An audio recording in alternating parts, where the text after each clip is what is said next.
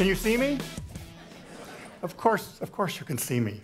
We're in a theater, and theaters are designed to allow audiences to view what's on a stage. The seats rake up gently to the back. Every seat's a little higher than the one in front of it. You're set off just a little bit from the person in front of you. The walls are kind of a combination of soft and hard surfaces. And the ramps leading out are these gentle steps that go up, little 4-inch steps. Very Frank Lloyd Wright. That's what a theater is meant to be, and that's why this theater was designed the way it was. So this space actually illustrates a basic principle of architectural design that was first mentioned by Louis Stevenson, who was Sullivan, who was an architect in Chicago. And he developed the notion that form follows function, which is to say we ought to design our spaces to facilitate the behavior that we want in them. Now, the challenge he faced, of course, was to find a way to put a lot of people in a small space in a crowded city, and so he built up. And that's why he's the father of the skyscraper. There's a corollary to form follows function, and that is that function follows form. That is to say, if we design spaces in a way that encourages people to behave in the way we'd like them to behave. So, for example, if we go into a place of worship, a mosque, a cathedral, synagogue, whatever, we feel around us the space that causes us to enter a sort of feeling of reverence, quietness, contemplation, maybe awe. On the other hand, if we go into a casino with its brilliant and bright lights, its noise, the slot machines are making a bunch of noise, the green tables, the circles of game tables. You know, I'm describing this a lot more in detail. It would suggest that I know more about casinos than I do about places of worship, but and you know, the slot machines, when you see the rows and rows of slot machines, there's always one or two, usually off in the distance, that have a light on the top that's blinking, and that's supposed to signal that the person playing that has hit a jackpot. My slot machines have never had the light go off. Maybe I need to use one of those cards on a lanyard and go every day. So we have form following function and function following form. What does that have to do with college classrooms? Well, sometimes we design our classrooms to do just that, to create a space that encourages and supports the kind of behavior we want students and teachers to engage in. So, for example, this science lab here at Mark Jefferson, it's clear by just walking into that space that it's designed for students to work together, to carry out experiments. There are drawers to store things. There's room for the professor to walk around, work with students, critique their work. That's function facilitating form. And the same occurs in our art studios and our music studios. But when it comes to our basic liberal arts classrooms, this is what we're looking at. So what do you suppose the function is that this form supports? Yeah, students sitting, looking at the front, waiting for the professor. Now, we know that that's not the way we should be teaching all the time, and so we try to make the best of it.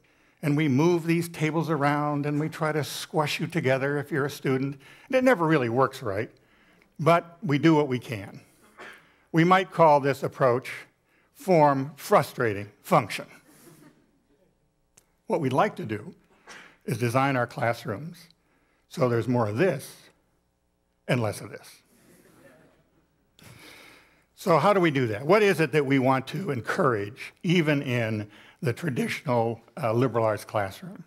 Well, we want to encourage active learning. What we mean by active learning, and actually it was Dewey who first said it best, we learn by doing. We learn by experiencing. We learn by the very assignments that Dana and Caroline and Katie mentioned in the first presentation. The ones you hate at first, but come to love at the end, and begin to realize that these really are the things that create learning for you. The Carnegie Foundation publishes a journal called The Scholarship of Teaching and Learning. And in that journal, and in many others, research has consistently proven that students learn best when they are engaged in the subject matter before them. We know that students construct knowledge, they don't just receive knowledge. And Ken Bain from New York University did a major study of the best college teachers in the country, and his book is called What the Best College Teachers Do. And in it, he concluded that none of the best college teachers lectured only. So why is it then that our classrooms aren't designed to facilitate the kind of learning that we know has to take place? Well, I'm not sure. I sometimes wonder if we haven't been inspired by the comment that was attributed to James Garfield, who said that all I need for a college education is me on one end of a log and Mark Hopkins on the other. Garfield went to Williams College. Mark Hopkins was the president of Williams College. And in those days, presidents taught usually things like moral philosophy, which is what Hopkins taught. And actually, Garfield didn't say that. What he said at the alumni meeting in New York City was that because he was the last president born in a log cabin, he was very familiar with simple furnitures and surroundings. He said, the best education is Mark Hopkins on one end of a pine bench and me on the other. And he said it in the context of opposing the argument that Williams College should build a library. So in the context, it's not all that romantic. And maybe what we've really done is we built 30 pine benches and lined them all up. And that certainly isn't the kind of thing that we want to do. We know that professors need to be more than the sage on the stage. We need to be, as well, the guide on the side. So how do we get our classrooms, the form, to match the function? Well, the first thing we have to do is we have to begin to share ownership in the classrooms that we're in. We've sort of surrendered that. We've surrendered scheduling to the computer, and we've surrendered design to the purchasing department. Now, I have nothing against the purchasing department. I don't mean to be critical of them. I know, I know. But as one designer said, it's a big difference between designing a classroom and buying furniture. So we've surrendered our joint ownership of our classrooms to those who purchase what's in them. The way to get this back, there's a fancy word for it, it's called a charrette. And it simply means that we meet students, faculty, purchasers, designers together to jointly decide how it is that we want our spaces to be designed. Now, I'm not an architect, and I don't play one on television, and I'm not a designer, but I have three simple sort of beginning thoughts for how to move toward designing our spaces to facilitate the kind of learning that we want. The first is casters. If you want to move things, you put wheels on it. None of our chairs have wheels. It's a pretty simple design. We want to move tables, we put wheels. We want to move chairs, we put wheels. My second design choice would be round tables. You can't push those tablet armchairs together and really create a group discussion or a group cohesion. And my third is distributed technology. We spend millions of dollars in our universities creating technology in the classroom that's all directed at the front. We've got projectors, we've got computers, we've got disc players, and we own it. And yet our students, many of you, walk into our classroom, you're loaded with technology. You've got the cell phone, you've got the iPad, you've got your laptop computers, and what do we say to you? You want to turn those off? You want to not use that?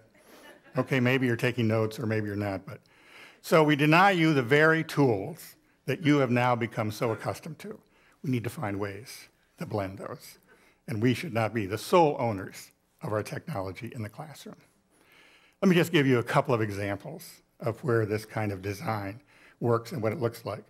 A lot of vendors who have traditionally made office furniture are now thinking about, gee, maybe we could design some things that would be useful in a classroom. So this company, for example, has designed this very, movable and lightweight round table, which in this case, when you don't need it, folds up, pushes against the wall, and now a whole classroom is available, either for activities or for presentations, role plays, or whatever. I visited the University of Dayton, which has done a lot of leading edge work and designing effective learning spaces. And here, the students are sitting in chairs that have casters, and they're actually built for adults.